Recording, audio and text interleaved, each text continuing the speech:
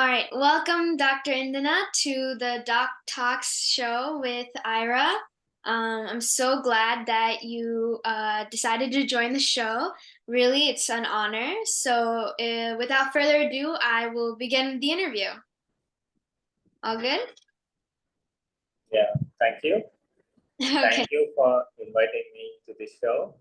Yeah. I think this is a good initiative to let the people know about how the doctor's life is. All right, thank you. All right, so first question, what does it mean to you to be called as a doctor? For me, being a doctor is saving someone's life, making them better in their most difficult times, and adding up more years to the life. Yeah, so kind of like buying time for people because time is really one of the most important thing for a human, and you really can't just get that back. But like doctors are kind of like time masters almost, like buying an extra minute. Does that really matter? Like 1 minute, does that 1 minute make such a difference in someone's life? Does 1 minute or 1 year, does that give the same value to your patients when you save them for an extra minute or an extra year? Yeah, being a pediatrician, when I save a child about 1 year or 2 years old, we are just adding some 60 to 70 years to that patient, right?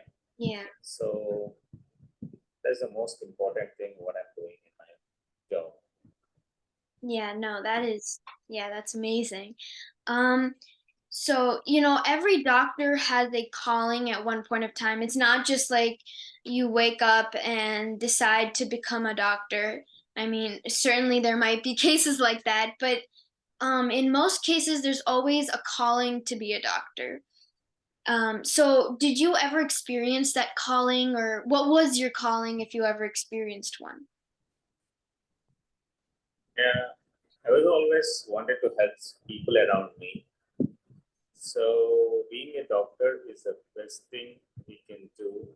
And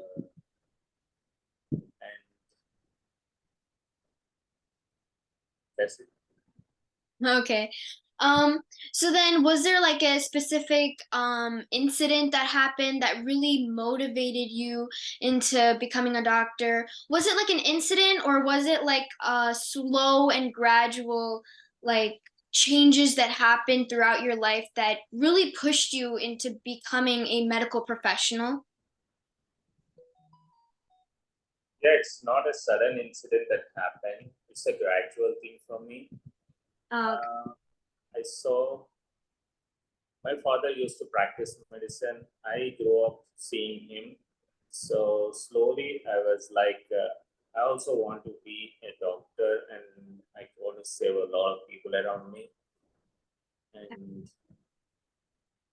did your father also practice Western medicine, or was it allopathy, naturopathy, I homeopathy? used to practice Western medicine. Oh, okay. And you practice Western medicine as well, right? Yeah, right. Yeah. Okay. Um, so becoming a doctor is a very gradual process, and it begins with life as a med student, as a pre-med. Um, and so, you know, during that process of being a pre-med student is not an easy one. It's definitely a difficult and rigorous process. During that like time span of being a med student, did you ever feel like, oh my God, this is too hard, or I really feel like giving up? Like, did you ever feel like that throughout the path? Yeah, first getting into the medical school is a little bit tougher thing here in India. Uh, There's a whole lot of competition. uh, Like 1 lakh people will be writing the medical entrance test, uh, and there will be around some 3,000 people that will be selected for that course. Yeah, so you need to prepare very hard. Like you need to study for 10 to 15 hours a day initially. wow, okay. Before you get into the medical school. And getting into the medical school is a wonderful experience. And the initial years, it is all mostly in the theory part. You will be learning that you will be learning the anatomy, biochemistry, physiology. Yeah. These are the preclinical subjects. Yeah. Yeah. Are those subjects really difficult? Like, are they super hard? What, like for you, like, were those subjects really challenging for you, or were they immediate? Because, you just said that your background, that your dad was also, a doctor. So maybe you had some experience or some exposure to medicine. Did that make it easier for you, or was it just as hard as, everyone says that med school is? Yeah, it's just like so hard like everyone else. I Yeah. don't have much exposure into that before. Um, Being a science student, it helps a little bit, but in coming into the medical school, it's a whole lot of things you learn in the initial years. Yeah, the anatomy and the physiology and biochemistry are a little bit tougher things. yeah. You need to remember a lot of new terms and new things. It's mostly fact-based things, so you need to remember a lot of facts. You really need to study so hard to remember all those things. Yeah, And definitely. Definitely. So yeah, the initial years are a little bit tougher that side, and coming into the whole new area into your life, that is medicine. And yeah, that is probably like one of the biggest changes that you'll go through, right? From like changing from just going to high school and college and then being thrown into this brand new world where you're just expected to memorize everything in so little time. And yeah, that's definitely hard. So during this like hard and super rigorous process, what were like factors or thoughts that helped you get by? Like what motivated you to keep studying for those 8 to 15 hours? What motivated you to memorize all of those things? Like what was that pushing factor for you? yeah, when you chose a career as a doctor, you just really have to work really hard Yeah. because it's not about just completing the initial MBBS to be a successful doctor. You must have to dedicate a lot of time. Like after the graduation, you need to do a post graduation. Yeah. There is another 3 more years, and if you want to be a super specialist, you have to dedicate another 3 years in that. Totally, it comes around some 9 to 10 years. Yeah, almost a decade of study. Yeah, so yeah, almost like a decade. You need to study and work hard. Yeah, so so ultimately, when you want to become a doctor, you need to keep all these things in the mind. Yeah. So that keeps you motivated. Like if I want to be a cardiologist, I want to be a neurologist, I want to be a pediatrician. I have to go through all these things. There is no shortcuts in this. You Yeah. can't make it faster in this. The only way you can be faster, you can do this faster is completing the whole thing in the shortest time possible without taking any breaks. Yeah. Like after your graduation, you need to again appear for your residency exam. Yeah. Here in India, we need to again go through the exam. Uh, it's a really tougher thing again there. So that keeps you motivated. You need to Yes. leave all the minor facts aside, and you have to hold that ultimate thing in goal in your life to move forward. Yeah, so it's kind of like visualizing the big picture and then just trying to trudge forward to that, Yeah, really. yeah, Yeah. yeah. Um, so like after med school and you're starting to see your first patient, can you like recall like the feeling that you had when you were told that you're going to go see your first patient, you know? Like, what was your first feeling about that? Were you nervous, excited? How was that feeling? Yeah, being a seeing a first patient is always a very special thing for you. And as everyone else, I was also very nervous during that time. And knowing their history and decoding the facts from that and diagnosing a thing and treating the patient, that whole experience gives a lot of joy in you. And Yeah. for me also, the first patient is very special and it brought a lot of joy diagnosing and treating them. Yeah. So you were nervous at first, but then it slowly turned into excitement and then joy that you were actually getting to do the one thing you trained your entire life to do. That must have felt amazing. I mean, future doctors, do you think that they should be like excited for this? Like, if you were ever to train minors to be future doctors and they're about to go see their first patient, do you have like any advice for them? Yeah, they need to understand the patient really well. They need to, communication is the most important thing.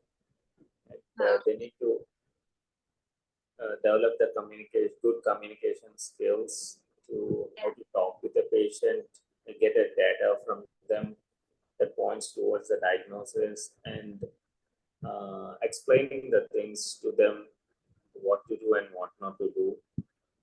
This yeah. everything you should take whole picture into the mind. Yeah, definitely. So communication is key in a doctor's life. Really, really, doctors who see patients on a daily basis, almost like you, right? Communication is the biggest part.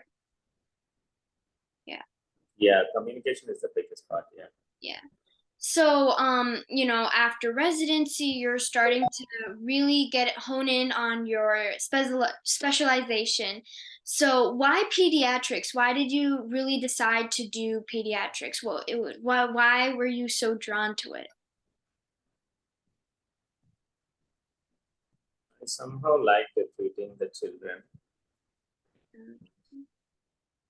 Just like spending times around kids.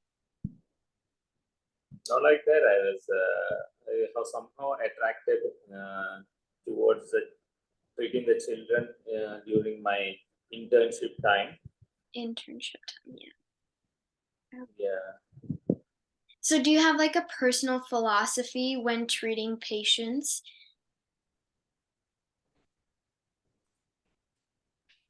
yeah. I always think like money shouldn't be a reason for someone uh, That's unaffordable to get a treatment. So you believe in treating. Shouldn't be a reason. Yeah, it shouldn't be a reason for someone to die. Okay.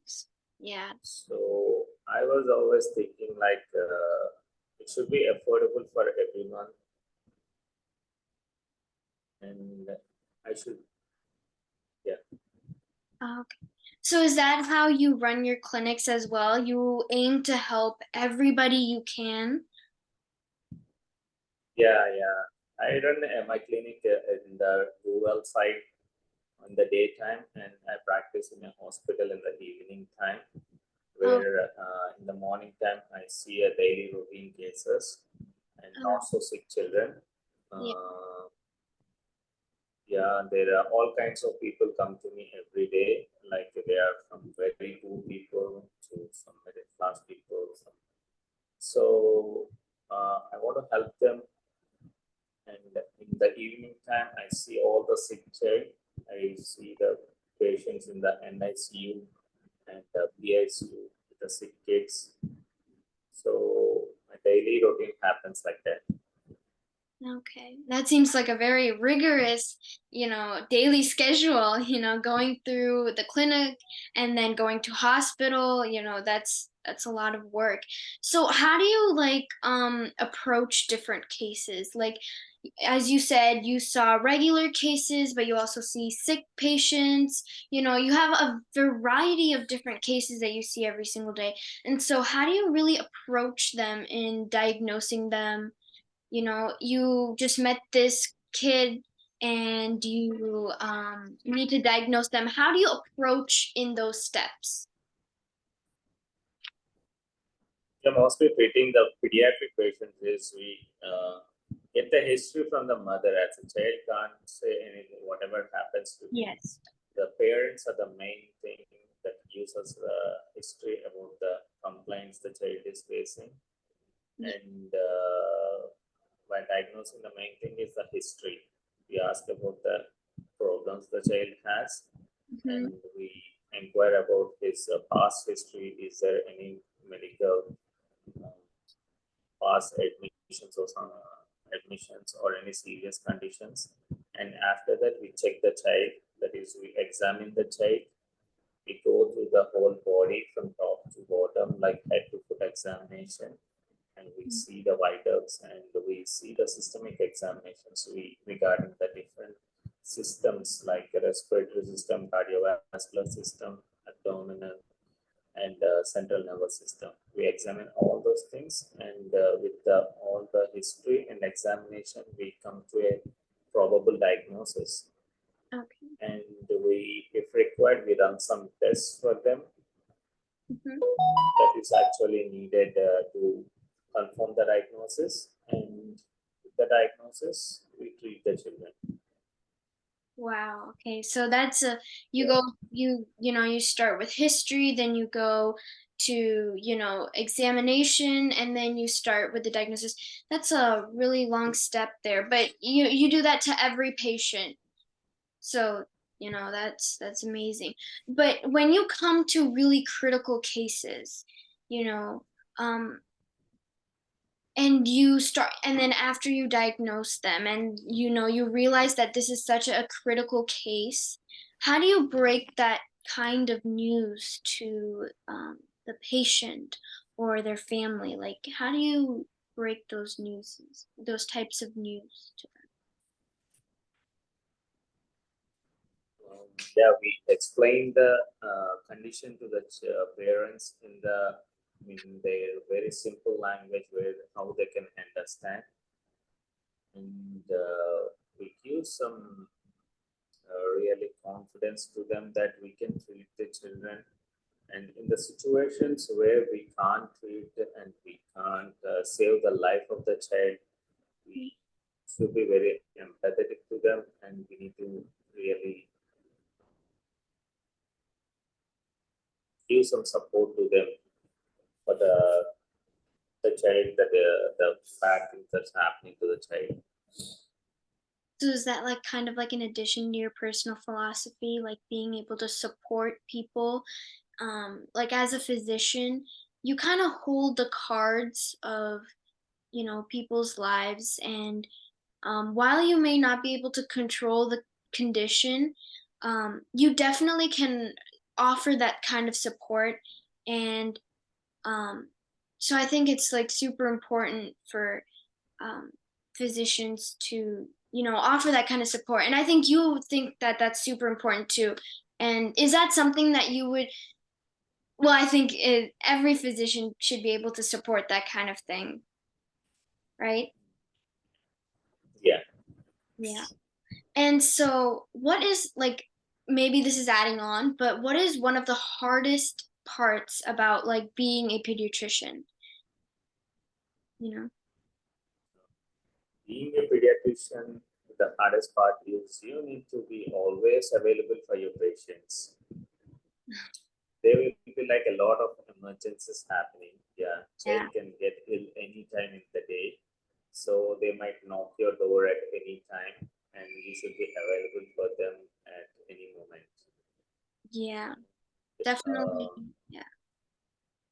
yeah, and treating the children is also a little bit difficult, as we can't get a proper history properly. The child can't speak anything, so we can't tell what his problem is. Yeah. And definitely a communication Getting barrier. a IV access and doing the procedures is also a little bit tougher for the with the kids. Yeah. And you need to monitor a child very well. And you need a very good nursing support also while treating a children. Yeah. So then on the flip side, what would be the best part about being a pediatrician? Yeah, the best part is you're adding a lot of years into the child lives. Yeah. Save a child with yeah. And you can really improve the quality of life for the child, not only the treating the child. I see a lot of patients with so many congenital heart diseases, and if you pick it up early and treat them early, the child is going to be absolutely normal. Yeah. And if you can't pick them early and the diagnosis is delayed and the treatment is delayed, uh, the child has to suffer a lot, and life expectancy also decreases. So that's the most important thing. Yeah. So, being able to add that, not just that quantity, but that quality of life to a patient. Definitely like the most satisfying feeling almost for a physician, right? In their lifetime. Yeah, yeah. So, what do you hope to accomplish, as a doctor? Um, you've only been a doctor for like a full-fledged doctor for 4 years, but what do you hope or what do you want to see yourself doing in like the next 5 years? What are your goals for the future? How do you want to improve your clinic, maybe?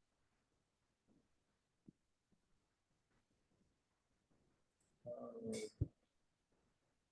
India, as a developing country, the medical conditions are still not that good in the rural areas, Yeah. and there needs to be a lot of improvement in those areas. So, I want to improve the medical conditions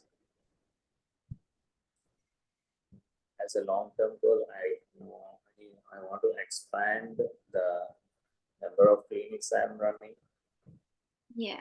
Okay, so you want to kind of and expand improve the conditions that is at par with the other big cities. okay. And so, with all of this, stress almost, you have such a rigorous day to day life and you have big goals for the future. But then, how do you maintain your work life balance? I mean, that's such an important part of our life to be able to maintain um, s- our work life, but also maintain healthy relationships at home. How do you able to balance both of those? And pediatrician is no easy job, and as you said, kids will always need constant attention. So how do you find that equilibrium almost in those two cases? Yeah, I actually I go to the work in the morning at around some 9 a.m. and Yeah, till evening 9 a.m. I will be in the hospital. that's So I will be missing my kids a lot, and they will be missing me. I really thank my wife for helping me in doing everything for them. yeah. And, during the weekends, mostly in the Sunday, I'll be completely off and spending time with them.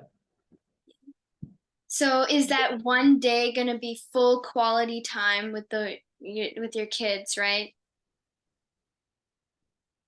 yeah, that's the only day I'm getting right now. I Okay. will spend time with my family. Yeah. And so, um, uh, how does being a pediatrician impacted or changed your life for the better or worse? I mean, but like, how has it changed you? Yeah, it brought more discipline into my life. This, yeah, wow. I was Yeah, I need to follow the certain daily routines that can help me run my day smoothly.